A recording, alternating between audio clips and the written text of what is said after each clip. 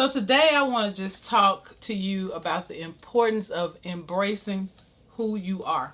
You may find yourself at a crossroads in your life where you see something that you're trying to accomplish or achieve, but the people that you've been with up until this point are not on board with you.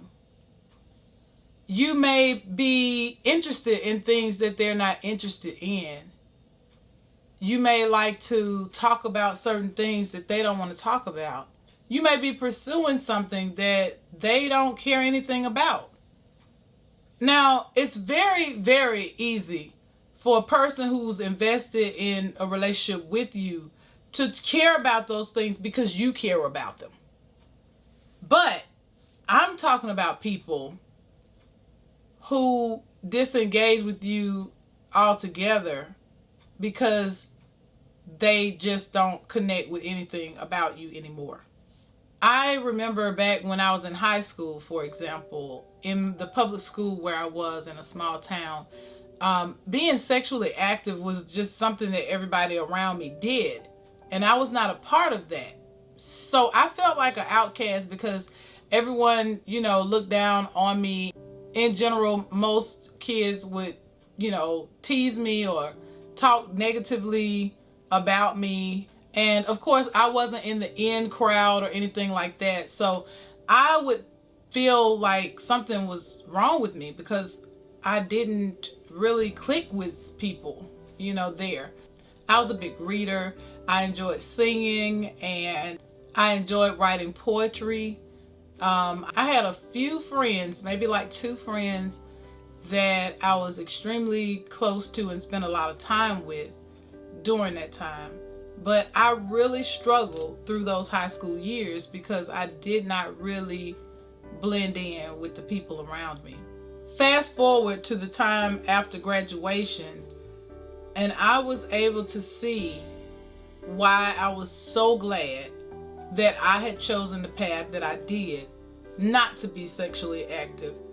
Looking back on that time of my life, I am so grateful that I was not coerced into that type lifestyle, to have all of the baggage that would go with that, and to be able to see now that trying to fit in is not all it's cracked up to be. First of all, you need to embrace who you are, not who someone else wants you to be. So I didn't fit in. And it was actually a good thing when I look back at it.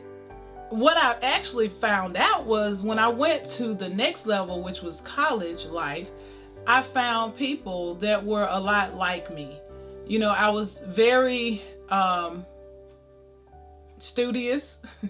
I was actually voted most studious when I was in high school. That was one of the things that I was recognized for. But when you're in high school, a lot of times you just focused on friends and all of that kind of thing. And a lot of times you think, I make good grades, or I like to read, or whatever. What good is that? And it's because you're more in a social mindset. So, like I said, once I got to college, I found out that there were other people that were a lot like me. They were focused on more positive things, more academic topics. They were focused on more wholesome things to be engaged with. When I got to college, of course, there were people there that were way, wild and, into the partying thing or what have you. But what I mean is that I found people that were a lot like me when I got there. And all of a sudden I felt at home. Now, I went through a period of time, I would say that I made this connection my second year of college, because my first year of college would require me to make another video. That was a year that I really, really, really dealt with a deep depression. But my second year of college, I was at a different college, and I really thrived in that environment. it opened my eyes to things that I just did not realize. And it was at that time that I was very grateful for the decisions I made as a high school student.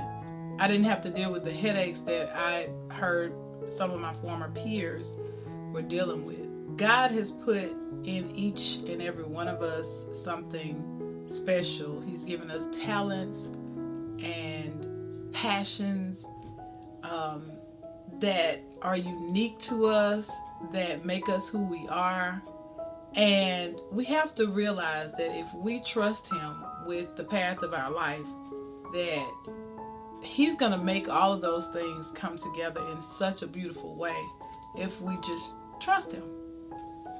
The process can be very difficult because a lot of people can be in your ear basically putting down anything it is that you're striving for or working toward because it has no value to them. But don't let that stop you from what it is that you know you're supposed to be doing. For example, if you've decided to become a Christian, that's one of the best examples I can give you right now. You may have people that you've been around for all of your life, but because you made that decision, they no longer are interested in being around you because they're not interested in Christian things. Yet you know that this is what has brought you joy and it's making a difference in your life. And sometimes it just reveals that that relationship is just not going to work for you at this point in your life. Now, there are plenty of examples I can give you of people who respect your decision to become a Christian, even though they themselves are not interested in Christianity. In those cases, you can still have those relationships without it being a conflict in your life. And those are cases where you are just blessed in that situation. If you are deciding that you want to pursue your education, you are ready to go work toward a degree. Well, what that means is you're going to have to spend some time on that. You're going to have to study. You're going to have to use designated time to do well in whatever area that you're working in. And so that will cause you to have to pull away from a lot of the fun activities that you want to do. And it is at this time that those who are not interested in academic pursuits that are in your circle or in your life, they may not want to have anything to do with you at this point. That may be for a variety of reasons. One of which is that they may start to feel intimidated by you just because you're pursuing it, not because you've changed how you deal with them, not because you are not treating them right, but simply because they may have wanted to do something like that before and decided that they weren't able to or couldn't do it, which may not even be true, but it's something that they, feel. And they just may want to pull away from you because it's reminding them of something that they wanted to do and they didn't. And that's unfortunate in those cases. Other times you can have those same people become inspired because of what you're doing and they'll want to go and do something too. And in those cases you can encourage them in their endeavors. But the bottom line is your relationships should be with people who actually respect who you are, who want to see you excel in whatever it is that you're doing. And so there will be some cases where along life's journey, people that you thought would be there forever, you would just learn that it was just a seasonal time that they were supposed to be there. And that's totally fine. There are other times you'll find that you have lifelong friends where even though you may not be around each other often, when you do get together or when you do hear from one another or talk to each other, you just pick up wherever you left off. You may live in different places, but your relationship is still intact with them, even though you've gone your separate ways. So just know that There is nothing wrong with the way God made you. And whatever He's putting you to do or to be, embrace it. Embrace it. And God will bring people into your life that will complement that.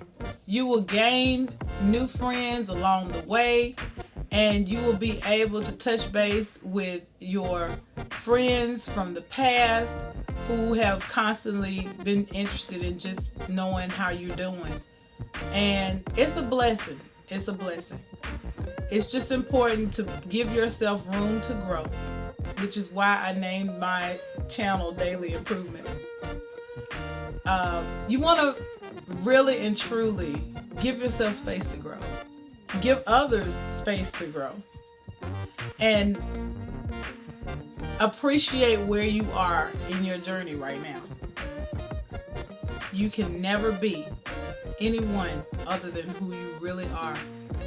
You can only excel in being who you really are, who you were designed to be.